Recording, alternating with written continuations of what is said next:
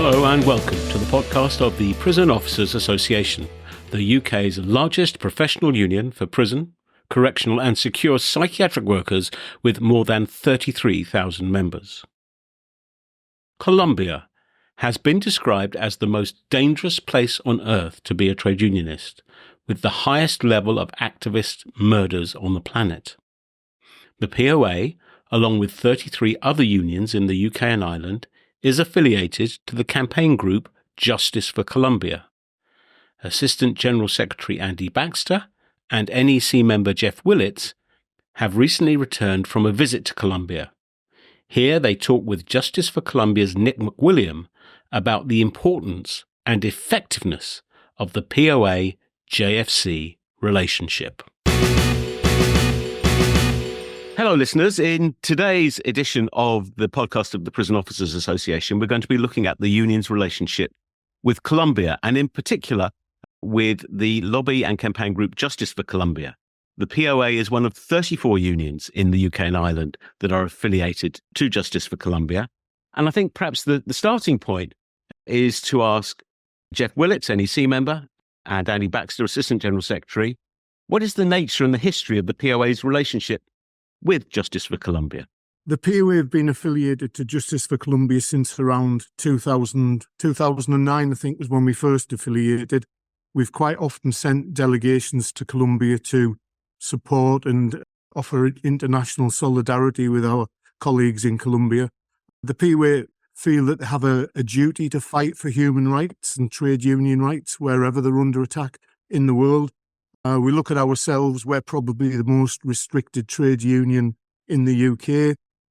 When myself and Jeff went to Colombia, we saw that trade unionists were being murdered. There'd been a lot of murders, particularly of teachers at the time that we were there. We look back and we reflect on the time when prison officers in the UK used to be murdered. Our last murder in the UK was 2012. So it's a bit of looking at the similarities between what's happening in Colombia and the similarities with the struggles that we have. We've all got struggles, and it's to offer that international solidarity. So Jeff, Andy mentioned that recently the pair of you had been in Colombia itself. That must have been quite some visit. What were your impressions of the country, and what impressions were you left with as you came back to the UK? It was, I'd say, myself and Andy went in July to Colombia, and it's a fascinating place to go. Absolutely fascinating place. The history, the culture, the people as well, and their struggle, like Andy said. A bit different over there where trade unionists are being murdered for their beliefs in what they do daily. There's quite a lot of trade unions there. There's over 700 trade unions. So obviously, to have a voice, to be recognised, a little bit different to ourselves. But there is organisations over there like the CUNT, which obviously try to get trade unions together, and another voice as well. Justice for Colombia have a small staff based in London, and Nick McWilliam is the member of that staff who deals specifically with trade union activity and trade union solidarity work. Nick, what's the day-to-day reality for trade unionists in Colombia? I mean, there was a peace agreement that ended many, many years of civil war in 2016. But as I understand it, that had a 15-year implementation window, and things seem to be always veering off the rails, as it were, but sometimes with quite awful consequences. Well, yes, very much so. So just to give you a bit of context on the trade union situation, it's actually close to 13,000 trade unions in Colombia, 12 to 13,000. Some of them have as few as, fewer than 10 members, because so many unions there are basically in a single workplace. So it's a very, very fragmented movement. And as a legacy of the very high levels of violence inflicted on the trade union movement historically, as well as draconian anti-union legislation implemented by successive neoliberal governments, unionization rates are around 4% in the private sector and around 12% in the public sector. Some areas are far more unionized than others. For example, the public education sector is highly unionized. But you get an idea of just how fragmented and dispersed the entire movement is, and how difficult that becomes, even without considering the violence, to build worker power. And of course, that's by design. Now, that has obviously come in the shadow of enormously high levels of anti-union violence. The International Trade Union Confederation, the ITUC, registers 3,323 trade unionists murdered between 1971 and 2023. Somewhere around 80 a year, that works out as. That is more than the rest of the world put together in that same time period. So not only does this violence remove labor leaders, people who in their workplaces are organizing, not only in their workplaces, but in their communities are organizing others, it also weakens the entire movement and keeps workers down, keeps salaries low, keeps conditions poor, and of course, keeps profits high for business. So confronting anti-trade union violence, one, yes, it's about protecting the lives of people who stand up for their rights and those of their fellow workers. But it's also about raising conditions for workers all across Colombia. And Justice for Colombia was founded in 2003 by the trade union movement in Britain. But it's important to say we're also the campaign of the Irish trade union movement. So we're a British and Irish organisation. We work with unions and we lobby in both parliaments, and we work with unions in both countries. But JFC was founded as a response to the situation facing trade unionists in Colombia at the time. In the early 2000s was the kind of the peak of Colombia's armed conflict. It was when it was at its most bloody. It was when anti-union violence was at its highest. And so it was a response to that. And the unions decided they wanted a permanent and ongoing campaign. Since our foundation, we have expanded also to work more broadly in areas of human rights. And as you mentioned, the peace process in 2016, a peace agreement was signed between the Colombian state and the Revolutionary Armed Forces of Colombia, the FARC, which was Latin America's largest guerrilla organization, had been in armed struggle against the state for more than 50 years. That saw more than 13,000 guerrillas enter a peace process, voluntarily lay down their weapons and begin transitioning to civilian life, finding new livelihoods. And the peace process and the peace agreement addresses that. It addresses issues like political participation, because the left was always violently excluded from taking part in Colombian politics, in electoral politics, such as in the 1980s when former guerrillas founded a political party called the Patriotic Union, which was then subjected to an extremely violent campaign by the state and paramilitaries that saw more than 5,000 members killed. That's one of the main cases now under review by the Transitional Justice Court. So political participation was a critical point of the peace process. Another critical point is addressing the roots of conflict. It's one thing to lay down weapons, but you have to make sure that the issues which led to that conflict in the first place are dealt with. And that means investment in the countryside, development, creation of job opportunities, building of roads, of schools, of clinics. All the inequality between the urban and the rural in Colombia is very, very stark. And huge parts of the country that have suffered from historic state neglect don't even have schools. Peasant farmers, there's no decent roads for peasant farmers to transport their products to marketplaces. And these are also factors that then fed into the rise of the coca market, because that was a far more stable crop. So all these issues have to be addressed in the peace agreement, and that's what it aims to do. So unfortunately, Colombia from 2018 to 2022, a far-right government was elected just 2 years after the peace agreement, and this government was very, very opposed to the agreement. And that meant major delays, attempts to not comply with the agreement, and it caused it a lot of problems. Insecurity, killings of former FARC guerrillas, killings of social leaders, really spiraled. And then 2 years ago, Colombia elected its first progressive government, the first time there's been a trade union-backed government. And that has been attempting to advance the peace process again.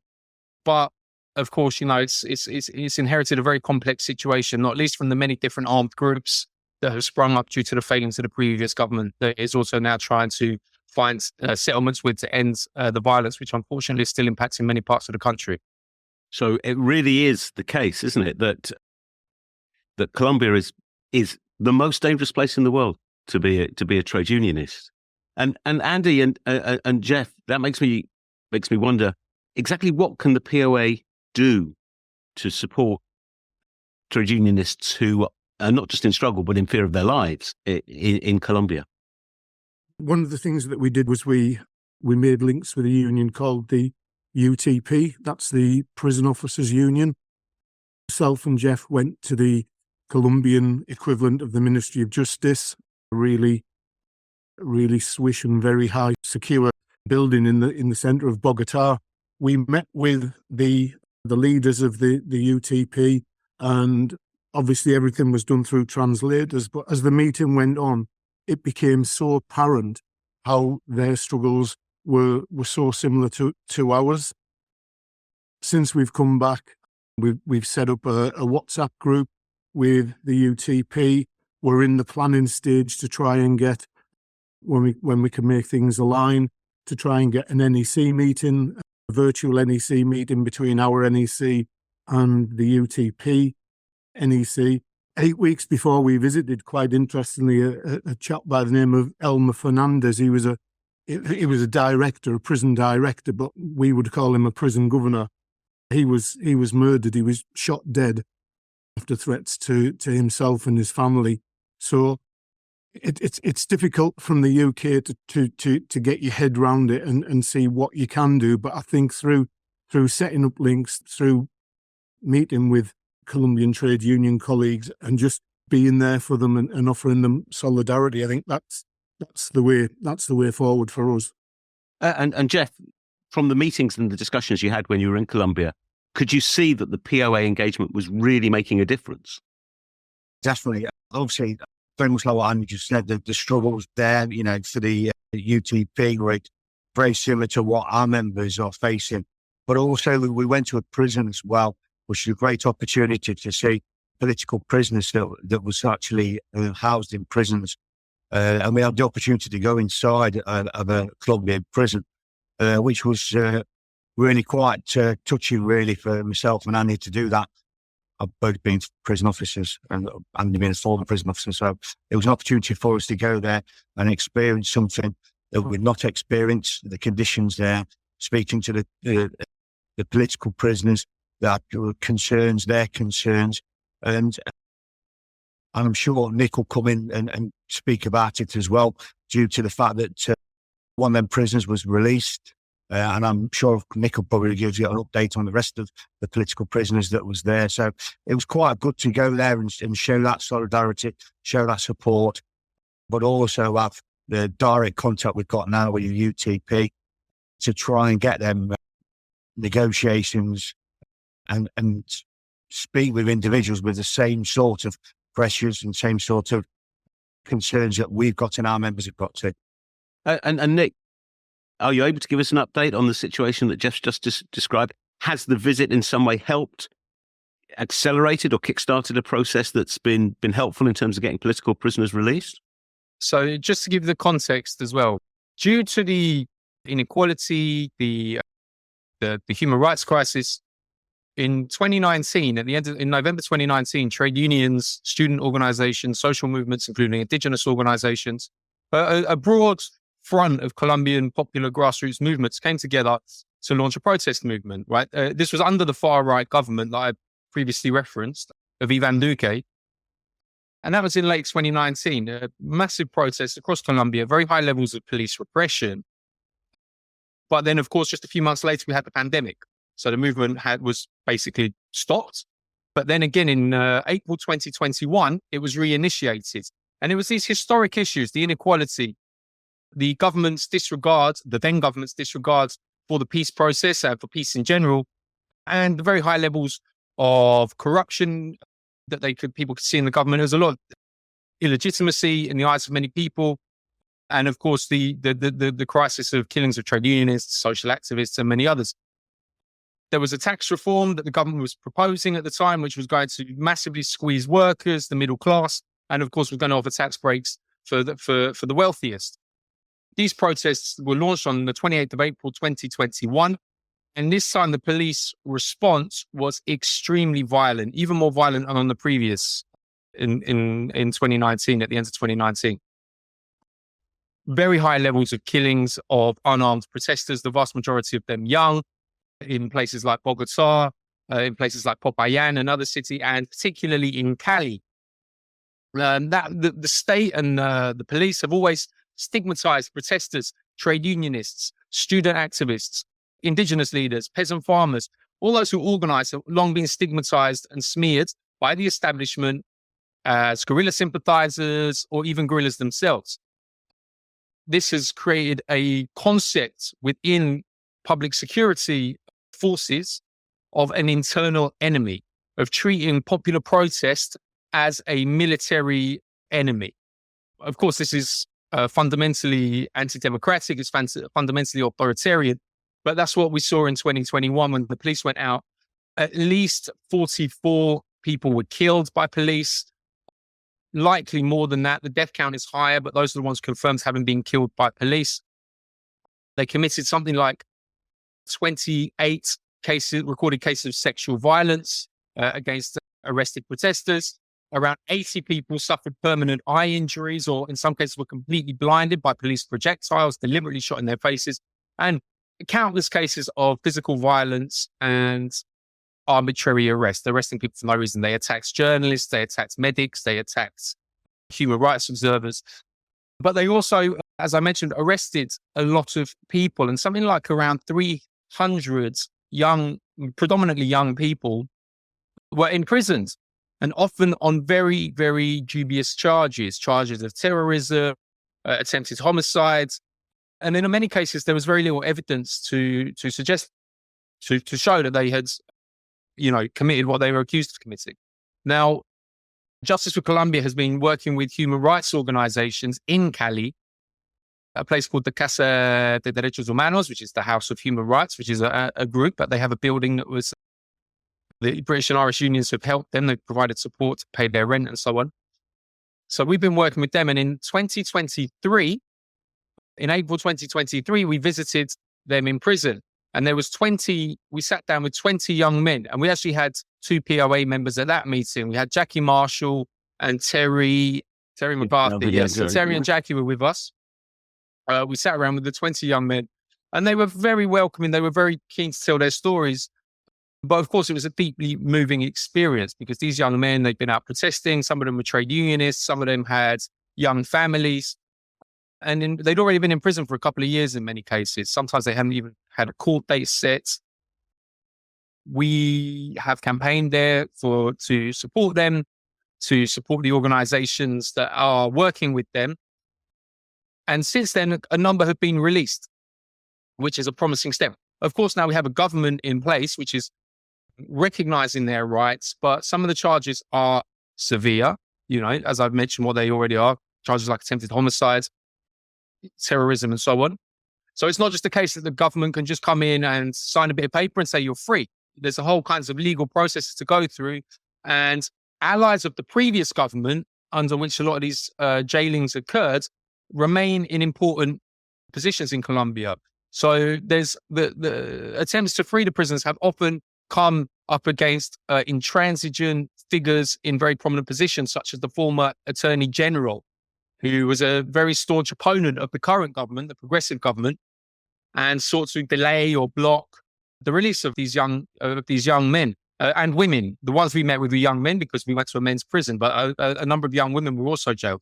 And actually, the United Nations in March last year came out and criticized the use of anti-terrorism legislation against peaceful protesters in Colombia. Okay, this is not just coming from Justice for Colombia and human rights organizations in Colombia. This is coming from the United Nations as well. So we've been working with them. And then just a couple of months ago, we returned to the same prison just outside of Cali with Jeff and Andy and other delegates. And we again met with a group of prisoners. This time I only met with 4 of them. There were 9 still in the prison. So a number had been released. And just shortly after, we got the good news that one of the young men had been released. They sent us a video. And of course, we were very, very happy to have been able to support them and to have been able to bring that international support and pressure on authorities to also, to address the legal rights of these young prisoners. And we also have news, and we're awaiting news, which I haven't yet told Jeff and Andy, that another one of the young men who we met with, David, who was kind of the leader of the group, he's also awaiting a decision. So we're hoping to receive good news soon about him as well. That's not to say that all the cases are resolved, and it's important to keep campaigning. And obviously, organizations and unions such as the POA and the other trade unions here have an important role to play in that, as they do in other Justice for Colombia campaigns, such as supporting working with unions in specific sectors and supporting peace dialogues and in other areas as well. So even though there is now a progressive government in office, it is just as important, if not more important than ever before, to make sure that the turning of the tide is permanent and irreversible. And that's why the actions of the POA and other union supporters of JFC is so important. But Andy, Jeff, I just wonder, as we come towards the end of our conversation on this, why does the tie-up between the POA and Justice for Colombia matter at the end of the day? I think it's about human rights.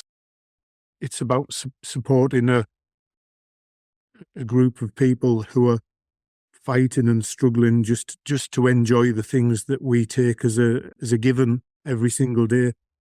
One of the things that really stuck with me was we visited something called a community Malco, which when we arrived looked like a really well laid out community centre with a library downstairs, a circus skills centre. It was named after a young man called Nicolas Guerrera, who was killed by the police. This community centre, the community Malco, used to be a police station in a community, and it had a gun turret on the top of it. And the police used to, when they thought that the time was right, or they were feeling particularly unkind, the police would go on the top of this building and shoot people in the street. Nicolas Guerrero was murdered following a protest in 2021. So this centre has been named after him. We met his mother. His mother was a doctor, and the sort of the strength of character to have dealt with your son being murdered in that way by the police and turned that into something positive and created this fantastic space for the community and a safe place for everyone. That was one of the takeaways for me, and I think that's the thing that the POA need to be supporting, and all of the unions and any other unions that may be listening and aren't affiliated. Please get affiliated to JFC. Send some members out there. Go and meet with all the unions that we met. It was a fantastic experience. And Jeff, I suppose in terms of what it means in practice to offer solidarity, to act in solidarity with fellow trade unionists, there couldn't be a more stark depiction of that. No, I just couldn't, no. And you're totally right in what you said, just solidarity. And you've got to put yourself in the shoes of other people as well. If you would want help, you would want unions to help you and listen to the struggles and problems you've got. And if you can help by affiliating to JFC, you need to affiliate to JFC. And Nick, perhaps the final word to you in terms of why, from the JFC perspective, the support of unions like the POA is so important and valuable. Well, of course, Justice for Colombia was founded in the principle of international solidarity, working class solidarity, which doesn't recognize borders. The struggle of workers in Colombia is our struggle here.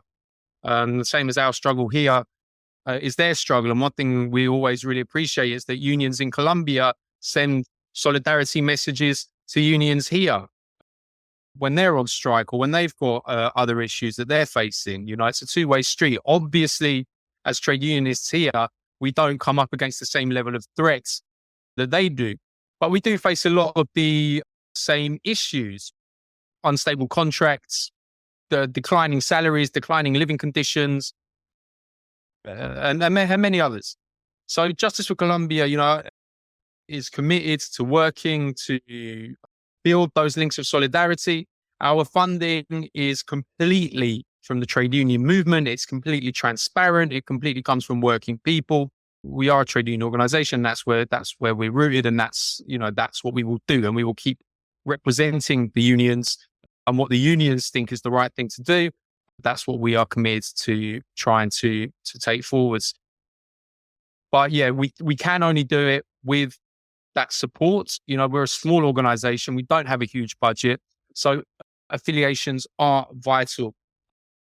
National level, regional level, and of course, branch level.